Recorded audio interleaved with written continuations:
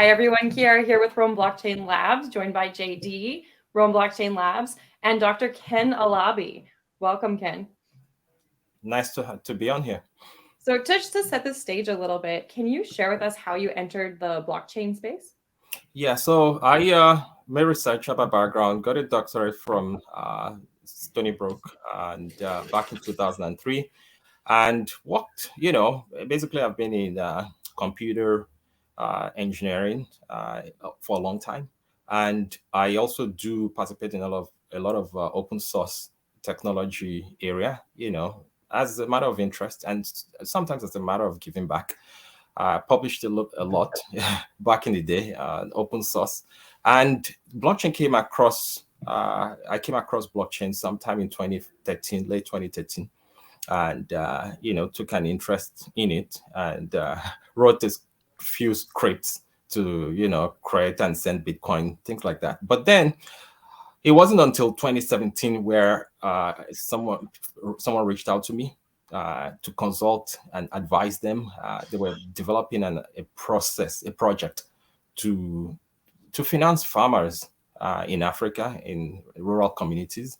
And they wanted to utilize blockchains as a way to do that, because many of those places really weren't very financed or didn't have a lot of access to banks. Sometimes the banks are like 20 kilometers away or several miles away. But, and so they developed that project and they asked me to advise them. And that's when I really started writing a lot more codes in blockchain. And fast forward, I do contribute every now and then, as the article that you mentioned was one of those.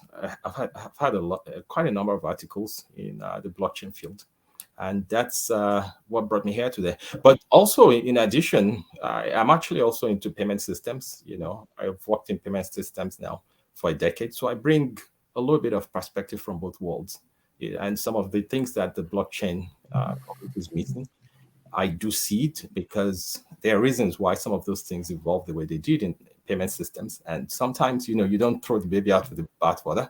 Sometimes you learn from what existed before, so that you don't reinvent and make the same mistakes that was made, decades and centuries ago, which some of it is what we're seeing with the rate of hacks and so on, because people are a little bit careless with security, as the article mentioned, in the blockchain space. That's what I think.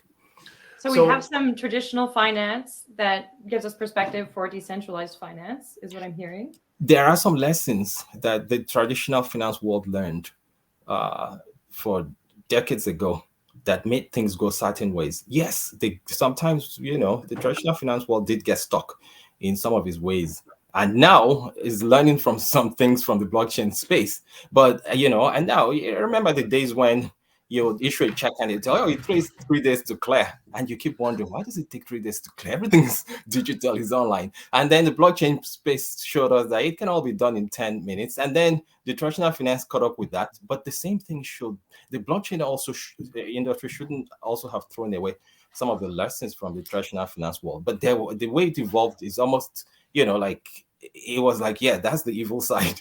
And so because of that, unfortunately, they sometimes have the tendency to want to discount everything that was learned decades ago, and and ignore them.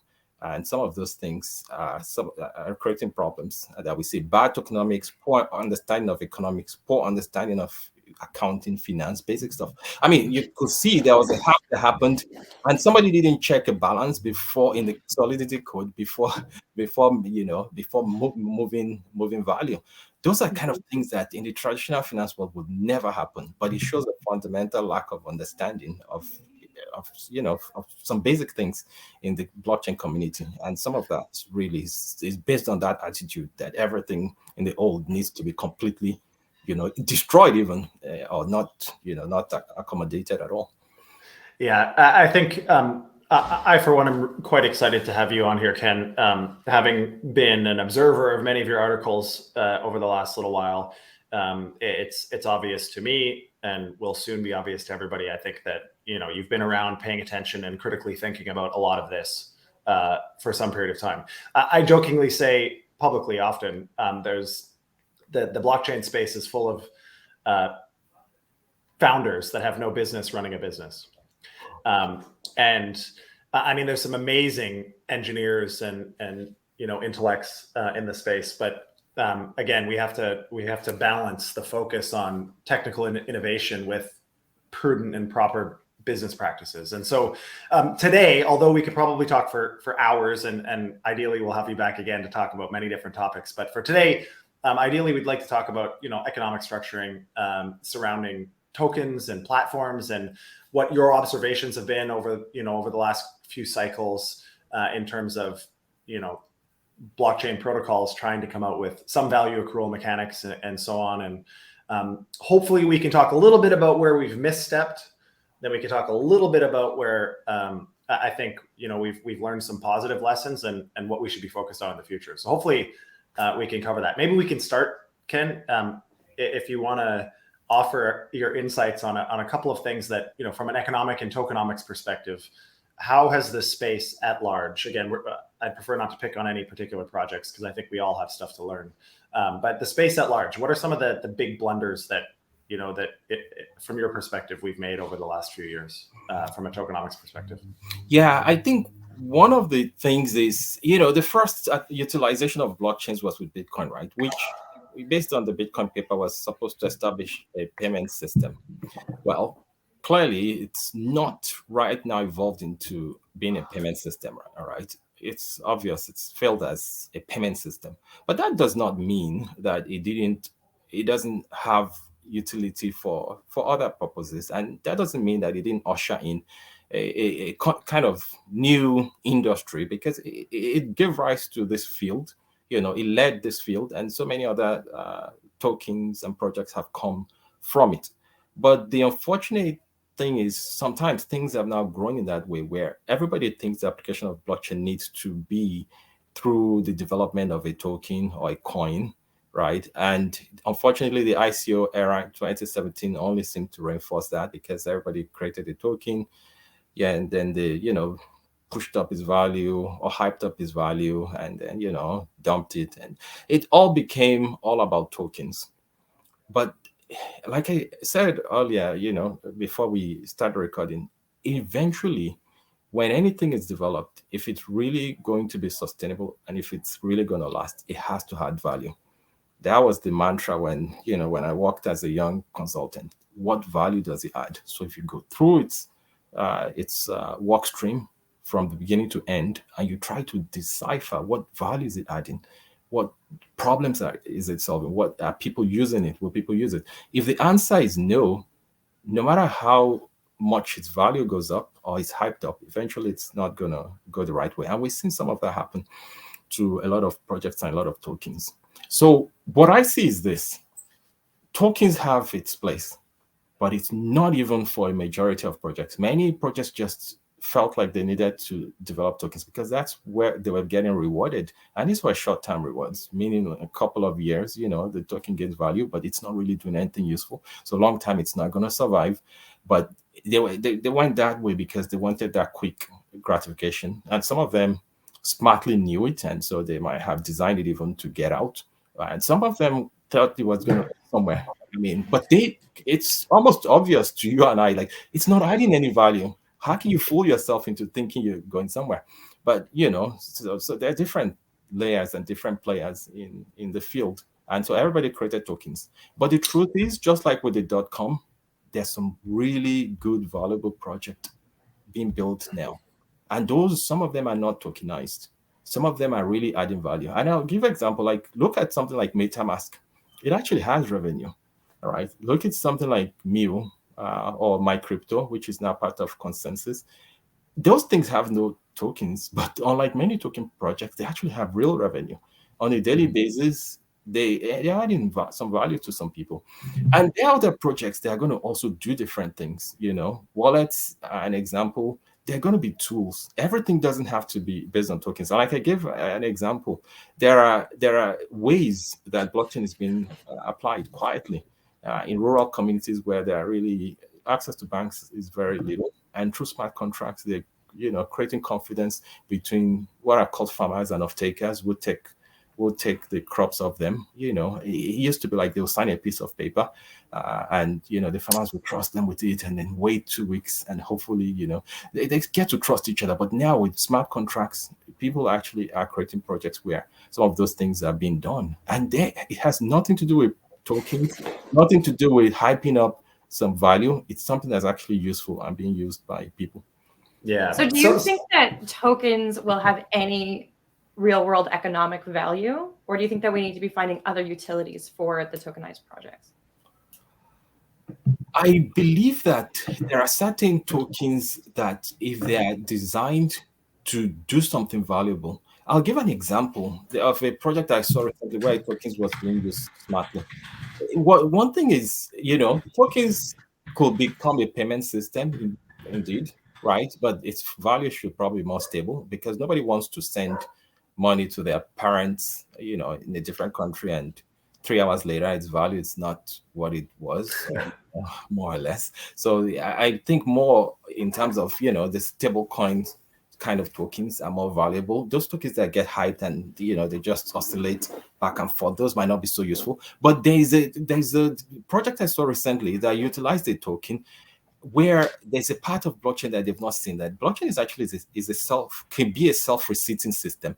Like if you consider a community where people have like volunteers and they go out and they receive donations or something, or maybe consider like a church where someone takes a basket and goes and collects cash, and then they go take it to the back, and they have members in many different countries, right? If they have like something the community uses, right, instead of basically having cash like that, and having how cash is very fungible, and things can move around. If you said to the members, all right, donating this token, this is a token for our community, right? Nothing to do with hyping up tokens.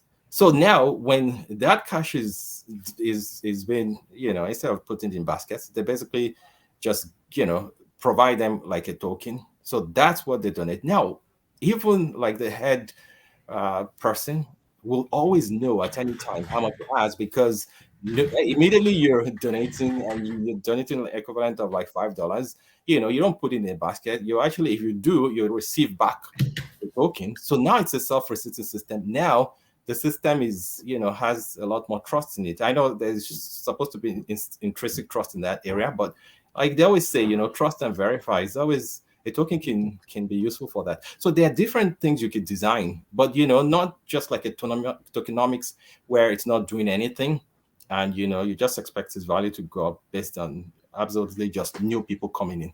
That's the kind of tokens that's not going to be useful. So I'm gonna try to steelman kind of the alternate position, or at least highlight what the alternate position may be. So what I'm hearing from you, and I'm highly aligned with you, by the way, in most ways, that many projects that have tokens shouldn't. Period, end of story, full stop. Whether it's from a regulatory perspective or utility or value accrual, value proposition, whatever it is. But one of the things that founders often say, especially newer founders or newer entrepreneurs in the space, tokenization has done kind of two really interesting things. The first one is it creates a mechanism, and there's a whole bunch of arguments for why there's other ways to do this, but it creates a mechanism for evangelism.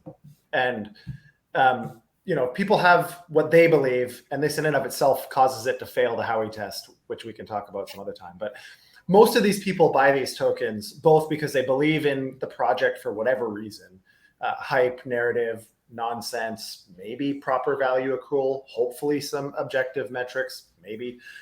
Nonetheless, they're expecting some sort of upside. And for that reason, when they have skin in the game, they're a lot more likely to continue the cycle of hype and evangelization. Exactly. Project ambassadors. Exactly. And so that's one example. And the other example is fundraising. And so again, we could spend hours, probably you and I, Ken, I believe, debating the merits of our current fundraising paradigm relative to other industries, relative to even traditional finance, et cetera. And I think it's kind of, it's became a bit of a low-hanging fruit type thing. It's easy to launch a token. It's easy to do so pretty early because of the mechanics and because of the hype cycles. Investors are willing to invest with very little due diligence, with very little conviction, which in and of itself is a problem, obviously. But it has allowed a lot of projects that probably wouldn't have even made it to market an opportunity to make it to market. Now, it's also provided an opportunity for a bunch of projects that never should have made it to market to make it to market. So again, of course, I'm even having a hard time steelmanning my own steelman. But that being said, there is, in my opinion, still room for both properly compliant token design as well as utility tokens and so on for things other than value transfer from person A to person B or the like. What are your thoughts on that? How do you see this going forward? Like, as a space, what do we need to do to change the perspective, I guess, of new participants away from this, what we could probably agree is a failed approach? Yeah, I hear you, and I understand that tokens provide a way to kind of create a community, and then have members of the community be more engaged and more part of the community. So if you have that token, it might also serve as a utility. They might use it to utilize products and services of that system. So they have skin in the game, right? Not only are they using it, but then they're also gaining from it because they own the tokens, and so the tokens go up, and so they spend more time recommending it to friends, and then it grows and it has network effects. There is room for that, right? But we still need to put it back. If that token and the entire project, product or service isn't really adding any value or doing anything, it's very hard to complete that equation, because you're joining and you're evangelizing on a token, but because the token itself isn't that useful, it's then your reasons for recommending it to friends is just a buy it. But it's not because you're using it. If it's like a token that actually has utility, and then now you're part of it, you have skin in the game, it's a service you're using, I think there's room for projects like that. But I'm not going to mention any project. Even the example I gave before, I didn't mention any names because, I'm always against, too much of commercializing, even, something like this, because that's what a lot of projects do. They always come, and because they're trying to hype up a project, they're going to start, naming tokens and trying to raise its value. But I think that there's a space for that kind of token. This might sound a little bit lofty, but there could be an argument that there's utility in joining a community. So people have an investment bias by purchasing the token. Right. Now they're able to feel the sense of belonging. So although it doesn't have a tangible utility or a real economic value that we are thinking about or recognizing from like a payment system, there is this other type of utility of finding a community, being identified, feeling belonging, psychological safety. Yeah, I would agree. But I would agree with the caveat that if it all becomes a hype thing, it's going to result in a pump and dump, and then you hurt that community. If you don't do it, if it doesn't become that, right, where the early entrants have that advantage over the later entrants because the value of the token is going up, it just, you don't feel good about it, even though you joined the community, but you're looking at the earlier members and it's like, yeah, we got the token at 2 cents and now it's $2, and you're like, oh, why didn't you join 10 months ago? And it becomes destructive at a point. But I do hear you, and I think that there's an argument to be made that in the old days they used to have things like community organizations, credit unions, like grassroots communities where tokens could be a way, especially if they start to use it within the community, and especially if they don't have too much access to banking, where belonging to a community and having those tokens might be a useful thing, as long as it doesn't devolve into that kind of almost pyramid kind of thing where the early entrants just always have an advantage, and then it becomes geometric and a geometric progression depending on how early you got in. Okay, awesome. So I mean, we can talk about kind of new designs, and we can talk about a whole bunch of things, but trying to drill this down just a little bit. I mean, I think tokenization and just the software and technology advancements of blockchain, I think just offer a lot more optionality for projects as opposed to one path that people must follow. So something that we see quite a bit, or that I've seen quite a bit, and is a common narrative, is if you're not all in Web3, then you're not in Web3.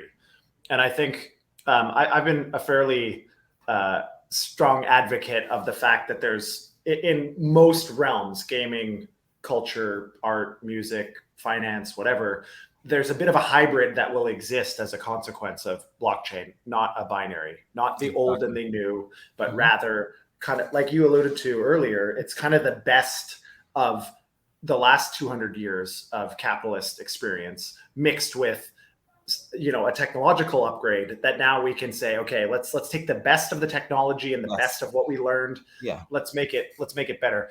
Yeah.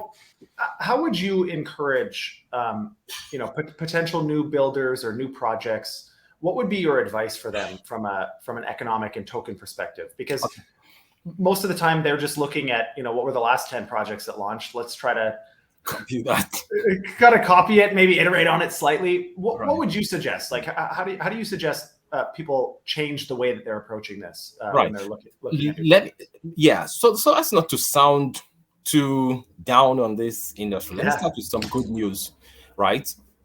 Blockchain, tokens, this new emerging technology is here to stay. It's permeated even the traditional. Like I said, there's been some influence of the emerging technology even on traditional finance, right? A lot of traditional finance players are getting involved. So it's here to stay. There's going to be participation, not just from individuals, not just from industry, even from governments. We see, you know, every other day, government, a jurisdiction announces they're going to do a digital currency, which are blockchains, which are not really decentralized, but using the technology and taking some of the advantages of it. It's still immutable because even they can roll back a chain easily, because doing that just destroys the chain. So the immutability is still there, which helps to reduce corruption in some of these government areas. There's the downside of it, which is, like, you know, censorship might be easier because now they know what everybody has, right? But there's the part where, especially for corrupt regimes, you know, where, you know, someone issues a payment and then they don't know, it disappears from the books. That is impossible to do. So there's going to be, space for private, public chains, government chains, and all of that. So the financial industry is going through a very dramatic change in such a short time compared with, like you said, the prior 200 years. So that's the good news. If you're in this field, you're in a very dramatic, rapidly changing field. And if you do structure, create a project that adds value, step back and say, what value can I really add? Try and remove yourself from the hype. Try and not look like, oh, that project was launched and it doubled in value, the token doubled in value. That's all temporary. If that's what you're in for, then it's unfortunate, because there's a space to really do things that are valuable. And years later, you know, like during the .com boom, right? Places, people like, companies like Amazon were built, you know, and they're still here today. There's examples. So if you want to build something, think about adding value. Look at the projects. Don't just copy them. Don't be fooled by the hype. If they're not adding value or doing anything useful, just because they seem successful in the short term doesn't mean it's going to be successful for a long time. Yeah, something that I'd love to see, and I think this will come with further regulation. But right now we have no objective valuation models, really, other than, you know, individual kind of niche ones that we create to try to assess hype. But valuation based on pure fundamentals and, you know, present value, future cash flows, et cetera, just doesn't really exist. Will your approach to this change slightly in your mind, if the regulatory environment changes? Yeah. So that's another thing, which, like I said, good news is this field is here to stay. Don't be fooled when somebody says, oh, Bitcoin is dead, Ethereum is dead, something is dead. No, this thing is going to be here for a long time. 2, regulations are going to come. There's already there was the framework on responsible development of digital currencies, which the U.S. government recently commissioned. So almost all jurisdictions are looking into regulations. It's just a matter of a few years. The regulations will come. So we should even say a little bit of patience, because it's coming sooner than not. I mean, even the U.S. Congress and Senate have been introducing various bills. It's just a matter of time. Then the next thing, of course, is regulations are good. It will definitely give confidence to everyone on all sides, right? There was a time, like I said, the real core traditional blockchain folks that I used to interact with online back in 2013, they were actually against regulations, right? They wanted it to be like this area where it's impure once there are regulations. But then even many of them, as things have progressed, they've seen that it's too easy for people to come into this field and abuse it in such a way that just makes you feel bad, that some of them are actually begging for regulations to come in. Of course, there's still the hardcore folks that are always like, let the government touch it. It's there's the news for that as well. You cannot keep regulations from coming. You cannot prevent all that stuff from happening. And so the best thing to do is maybe try to shape it, but you can't prevent it. So we hope that the regulations are going to be good regulations, but it's going to come. Amazing. Ken, this is such a fantastic forward-thinking way to wrap up today, is what's coming next. I'd love to have you on a future episode in 2023 and just talk about regulation for the whole half hour. JD, Ken, did either of you have a couple of final words about what we should be looking forward to for the next token structures? Yeah, I'll let Ken have the last word. The only thing I had to add here was, as to sum up all of the conversations we've had around tokenization, I guess what the hope is that people watching, both users and builders, will rethink their approach to how these protocols work. How are we looking at economic design? Why is it relevant? Of course, trying to sum up this conversation, but Ken, one final thing, and allow, obviously asking you to plug. If people want to follow kind of your articles, your work, what you're doing, how can they get a hold of you? Do you have a Twitter that you use, or LinkedIn, or something that people can follow you on? Yeah, I'm on LinkedIn. You can find me, just type in Ken Alabi. You'll find me.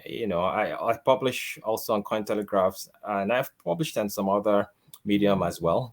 That's the good thing with Google, which always helps to find you. And one other thing I'll say to sum up as an advice is, like I said earlier, don't just copy projects. There are a lot of mistakes that has been made in the blockchain world. Like one of those is when you look at tokens where you pay the fees for the platform is a token whose value depends on the success of the project. Like giving an example, Ethereum gas fees, Solana, and all that. And let's say now, you improve it and it gets cheaper and the gas fees reduce. You know what's going to happen? The value of the token goes up and then the fee goes up again. That's an example of where poor understanding of economics is actually being designed into protocols. And those are rooms for someone smart who actually understands economics, comes from with a little bit more appreciation of how real finance works, to design things that are better. We're just at the early stages. And a lot of those projects have been led by brilliant mathematicians and brilliant people, but we do need, and there's still room for people to come in and improve on a lot of the models that we have, because some of those models are unrealistic. Completely agree. Thank you so much, Dr. Alabi. Thank you, JD. My pleasure. Kiara, thank you. Looking forward to the next chat. Yeah, we'll do this again. Absolutely. All right.